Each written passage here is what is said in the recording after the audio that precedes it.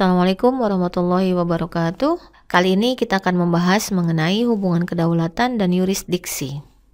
Pengertian yurisdiksi berasal dari kata jurisdictio yang berasal dari dua kata, yaitu yuris yang artinya adalah kepunyaan hukum dan diksio yang artinya adalah ucapan, sabda, atau sebutan. Dengan demikian, menurut Profesor Sefriani, maka yurisdiksi berkaitan dengan masalah hukum, kepunyaan menurut hukum, atau kewenangan menurut hukum.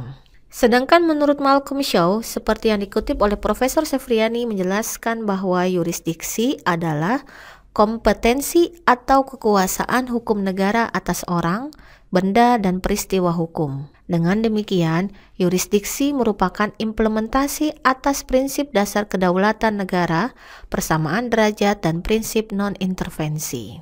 Pengertian yurisdiksi negara. Yurisdiksi negara berkaitan mengenai sejauh mana masing-masing negara memiliki hak untuk mengatur perilaku atau konsekuensi atas suatu peristiwa tertentu. Dalam prakteknya, yurisdiksi bukanlah merupakan suatu konsep yang berdiri sendiri. Yurisdiksi negara dalam hal mengatur perilaku berdasarkan undang-undang, putusan pengadilan, ataupun memiliki hak untuk mengatur tindakan-tindakan eksekutif atau administratif. Yurisdiksi juga berkaitan erat antara hukum internasional dan hukum nasional masing-masing negara. Namun demikian, pada dasarnya, prinsip dasar dari yurisdiksi adalah teritorial atau wilayah. Hal ini mengingat bahwa negara diakui memiliki kewenangan atas orang-orang serta hal-hal lainnya di dalam wilayahnya sendiri. Prinsip yurisdiksi. Terdapat 3 tipe yurisdiksi secara umum yang diakui oleh hukum internasional, yaitu 1. Jurisdiction to prescribe, merupakan hak negara untuk membuat suatu aturan yang dapat diterapkan dalam setiap aktivitas, hubungan-hubungan, status personal, atau kepentingan seseorang atas suatu hal.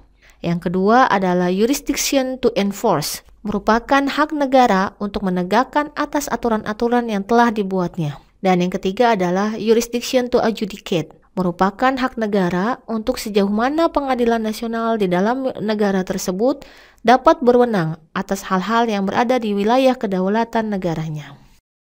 Sedangkan menurut Harvard Research Draft Convention on Jurisdiction with respect to crime 1935, mengidentifikasikan 5 prinsip umum yurisdiksi, yaitu 1. Prinsip yurisdiksi teritorial, 2.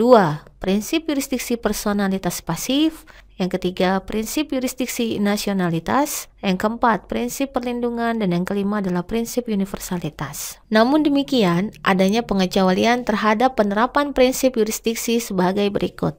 Yang pertama adalah terhadap pejabat diplomat negara asing, yang kedua adalah terhadap negara dan kepala negara asing, yang ketiga adalah terhadap kapal publik negara asing, dan yang keempat adalah terhadap organisasi internasional, dan yang kelima adalah terhadap pangkalan militer negara asing.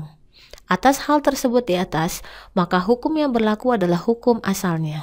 Dalam perkembangannya saat ini, maka kerjasama lintas negara dalam penerapan hukum atas masalah-masalah yang bersifat lintas negara menjadi sangat kental. Lahirnya prinsip yurisdiksi universal lahir atas tidak bekerjanya yurisdiksi berdasarkan prinsip teritorialitas sebagai solusi atas penegakan hukum atas masalah-masalah hukum yang bersifat lintas batas. Sebagai contoh adalah lahirnya Mahkamah Pidana Internasional yang dikenal dengan International Criminal Court, di mana merupakan pengejawantahan prinsip yurisdiksi universal yang membutuhkan kerjasama antar negara-negara yang ada.